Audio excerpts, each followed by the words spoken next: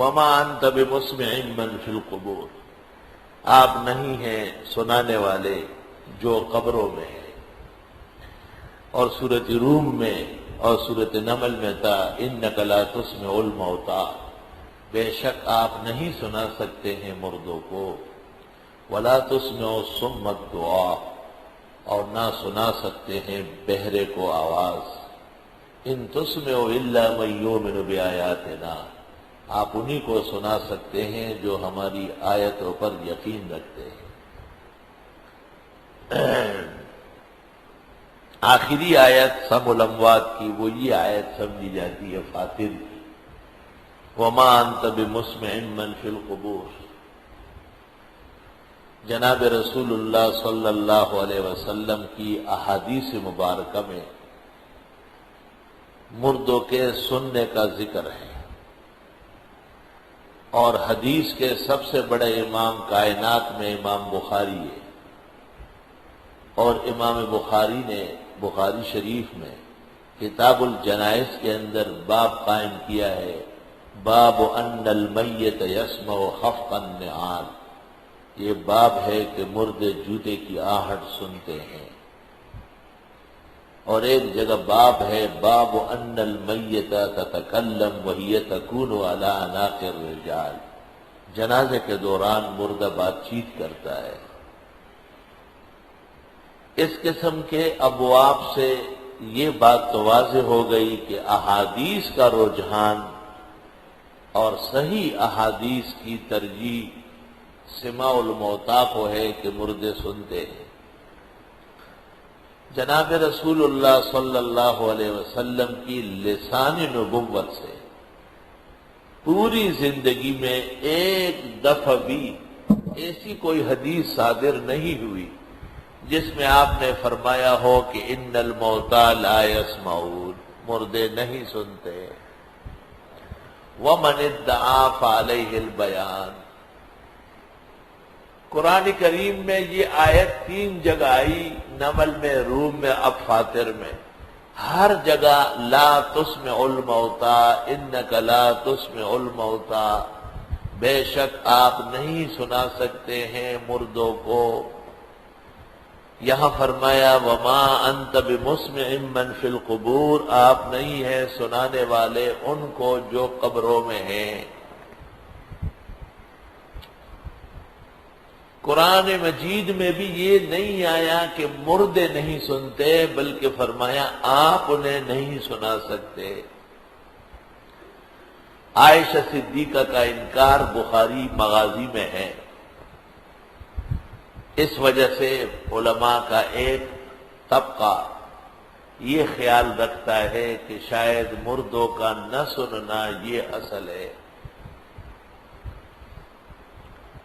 اور اگر کہیں مردے سن چکے ہیں تو وہ معجزہ ہوگا، کرامت ہوگی، یا وہ احادیث مؤول ہوگی۔ سنا ہے کہ دارالعلوم دیوبند کے مفتی عزیز الرحمن یا مولانا رشید احمد گنگوئی یا مفتی کفایت اللہ اس خیال کے حامی تھے۔ ہمیں اس پر بھی اشکال ہے کیونکہ ان کے فتاوی اور تحریرات اس کے خلاف موجود۔ جمہور امت جن میں بیشتر صحابہ و تابعین ہیں اور سارے ائمہ حدیث، وہ فرماتے ہیں کہ مردے سنتے ہیں اور قریب سے قبر کے آنے والے کو سن سکتے ہیں، اور اللہ ان کو سنا دیتا ہے۔ اور آیت میں اسماع کی نفی ہے، سماع کی نفی نہیں ہے، اور اسماع کی نفی سے سماع کی نفی کا لازم آنا غلط قاعدہ ہے۔ عربی میں اس کی کوئی مثال محاورہ موجود نہیں۔ کوئی کہے کہ آپ ان طلباء کو کھانا نہیں دے سکتے، تو اس کا مطلب یہ نہیں ہے کہ طلباء نہیں کھا سکتے، بلکہ کھلانے والا اللہ ہے۔ آپ نہیں سنا سکتے، گو یہ سنتے ہیں مگر سنانے والا اللہ ہے۔ وہ کہتے ہیں کہ خدا تو لکڑی کو بھی سنائے، پتھر کو بھی سنائے، وہ خارج عن النزاع ہے۔ کلام موتا کے اوپر ہے نہ کہ مطلق جمادات پر ہے۔ یہاں ایک بات اور بھی سن لو کہ موت پر اعضاء معوف ہو جاتے ہیں۔ کان سننے سے رہ گئے، زبان بولنے سے رہ گئی، آنکھیں دیکھنے سے رہ گئی، ہاتھ چلنے سے، پیر اٹھنے سے، کوئی شک نہیں کہ موت نام ہے اعضاء کے معوف ہونے کا۔ لیکن مخبر صادق صلی اللہ علیہ وسلم نے جو دین لے کر کے آئے ہیں ان سے پتہ چلتا ہے کہ یہی جسد اور دھڑ قبر میں رکھے جانے کے بعد اس کو ایک گنا حیات ملتی ہے، جس کے بعد اس کو راحت ہوگی کامیابی کی صورت میں اور زحمت ہوگی ناکامی کی صورت میں۔ بخاری جنائز میں ہے ان العبد اذا وضع فی قبرہ اتاہ ملکان فیقعدانہ، صحیح مسلم میں ہے فیجلسانہ۔ بندے کو جو قبر میں رکھ دیا جاتا ہے تو فرشتے آ جاتے ہیں، وہ اس کو بٹھا لیتے ہیں اور پھر اس سے سوال جواب کرتے ہیں۔ برائے ابن عازب کی حدیث مسند امام احمد میں ہے، مشکات جنائز میں بھی حوالے سے ہیں، ثم یعاد روحہ الی جسدہ، کہ مردے کی روح جسم کی طرف واپس کر دی جاتی ہے۔ اور امام ابو حنیفہ سے الفقہ الاکبر صفحہ 187 پر ہے، وعود الروح فی القبر الی الجسد حق وسوال منکر ونکیر فی القبر حق۔ روح کا جسم کی طرف واپس ہونا قبر میں ثابت ہے، اور منکر نکیر کا مردے سے پوچھنا یہ بھی ثابت ہے۔ یہ وہ فقہ اکبر ہے جو علاء الدین بیکندی نے شرح لکھی، اصل نسخہ وہی ہے۔ علاء الدین بیکندی کی شرح کے ساتھ الفقہ الاکبر ہمارے پاس موجود ہے، مکہ مکرمہ سے شائع ہوا ہے۔ اس کا صفحہ 187 اور 189۔ وعود الروح الی القبر فی القبر الی الجسد حق وسوال منکر ونکیر فی القبر حق۔ خلاصۃ الفتاوی میں ہے، ومن انکر ان عذاب القبر کفر ومن انکر ان عود الروح الی الجسد کفر ومن انکر ان راحتہ فی القبر او عذابہ کفر۔ قبر کے حساب کتاب عذاب کا منکر بھی غیر مسلم ہے۔ مرنے کے بعد روح کا جسم سے تعلق کسی درجے میں ماننا پڑے گا۔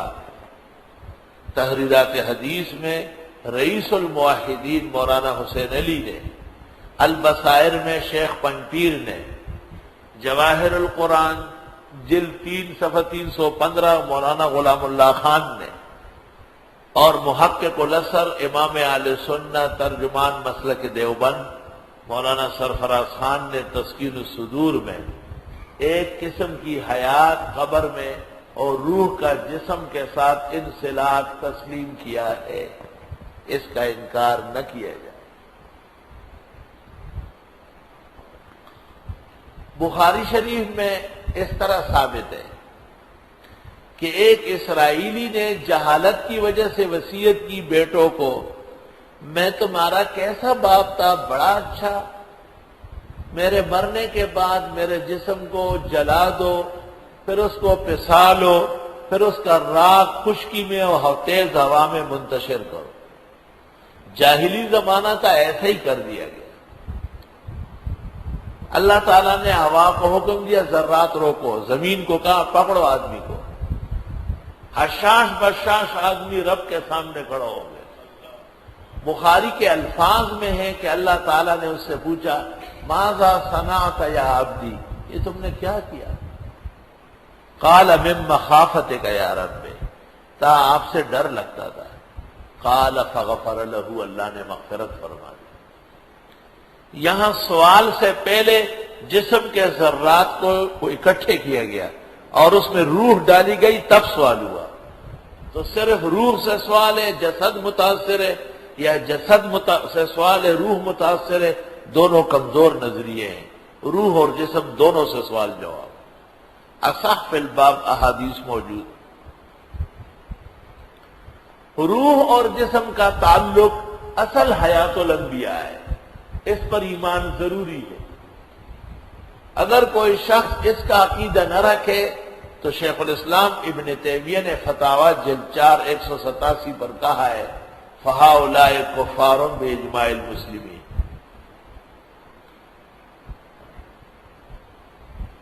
حیات الانبیاء، حیات الاولیاء، حیات الصلحاء، بلکہ حیات الکفار والمشرکین، تاکہ ان کو عذاب ہونا یہ ثابت ہے، اس کا منکر ٹھیک نہیں ہے۔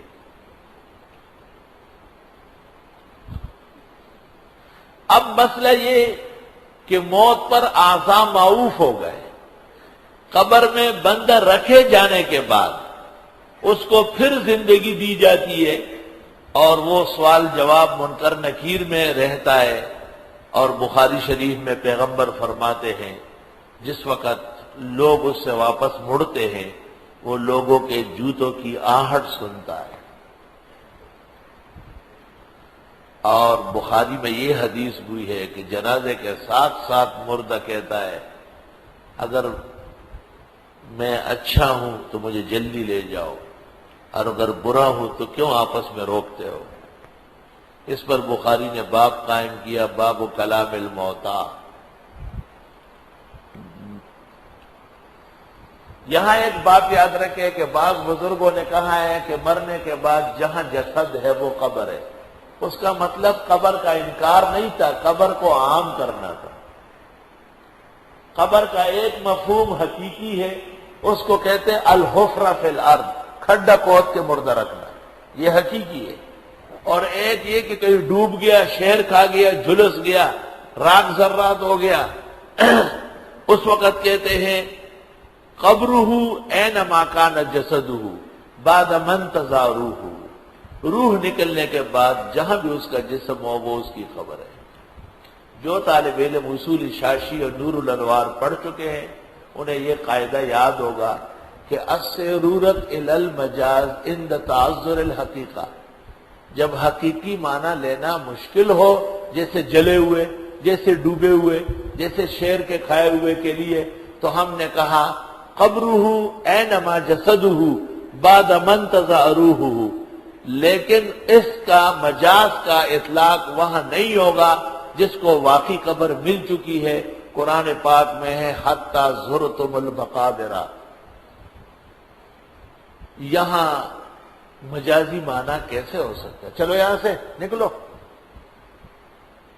شیطان آ گئے درس میں خلل ڈالنے کے لیے۔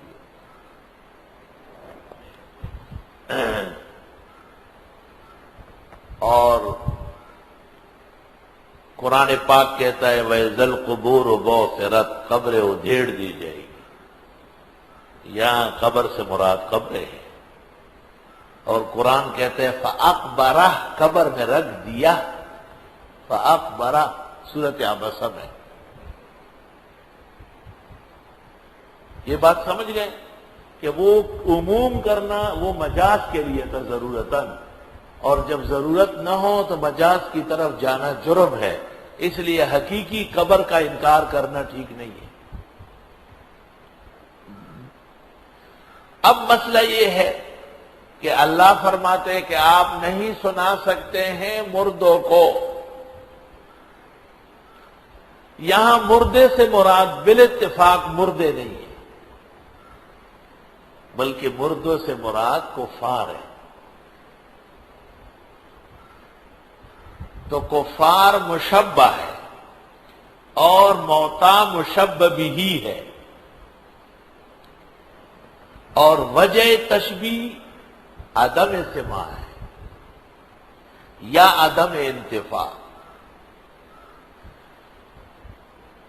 یہ بات عبد القاہر جرجانی نے اعجاز القرآن میں، تفتزانی نے مختصر المعانی میں، سکاکی نے تلخیص میں، صاحب رسالہ سمدیہ نے، سب نے تسلیم کیا ہے کہ وجہ تشبیہ مشبہ و مشبہ بہ میں ایک ہوگی، دو نہیں ہو سکتی، کہ آپ ایک جگہ عدم سماع لے لیں، دوسری جگہ عدم انتفاع لے، یہ نہیں ہوگا۔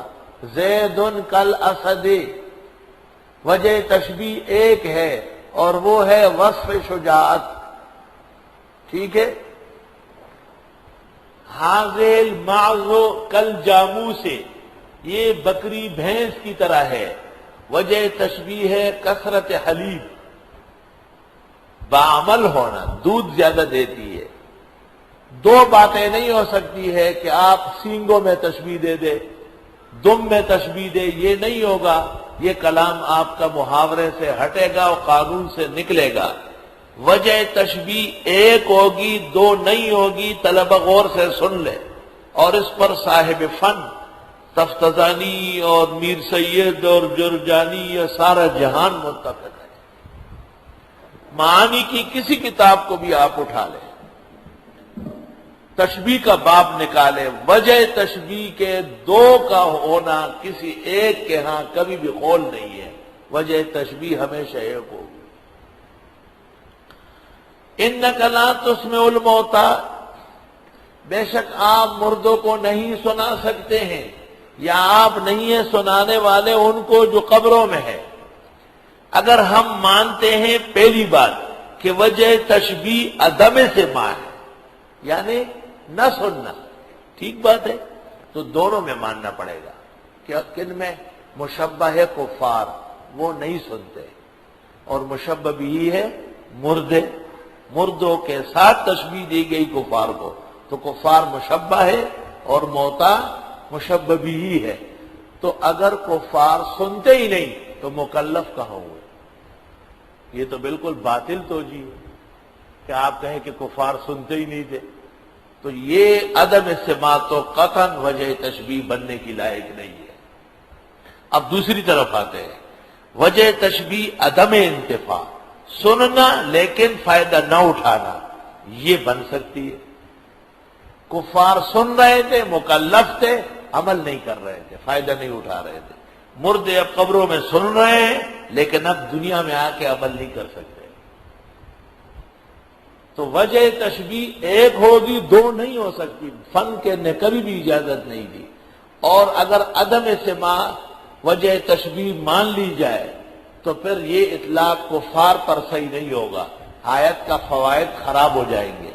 لہذا عدم تشبیہ یہاں پر وجہ تشبیہ عدم انتفاع ہے، نہ کہ عدم سماع ہے، اور عدم انتفاع جب وجہ تشبیہ بن گئی تو بات بالکل سدھر گئی کہ یہ کفار سنتے ہیں مانتے نہیں، جیسے مردے سنتے ہیں لیکن اب آ کر کے عمل نہیں کر سکتے، جہان ختم ہو چکا ہے عمل کا۔ اذا مات ابن آدم انقطع عملہ الا عن ثلاث۔ ابن جریر نے اپنی تفسیر میں عدم انتفاع تسلیم کیا ہے، صاحب قرطبی نے عدم انتفاع تسلیم کیا ہے، آلوسی نے عدم انتفاع تسلیم کیا ہے، فخر رازی نے عدم انتفاع تسلیم کیا ہے، تمام وہ اکابر، ابو حیان اندلسی نے البحر المحیط میں، خطیب شیربینی نے السراج المنیر میں، اسماعیل حق کی بروسی متصوفہ میں سے ہے، اس نے بھی تسلیم کیا کہ وجہ تشبیہ عدم سماع نہیں ہے، عدم انتفاع ہے۔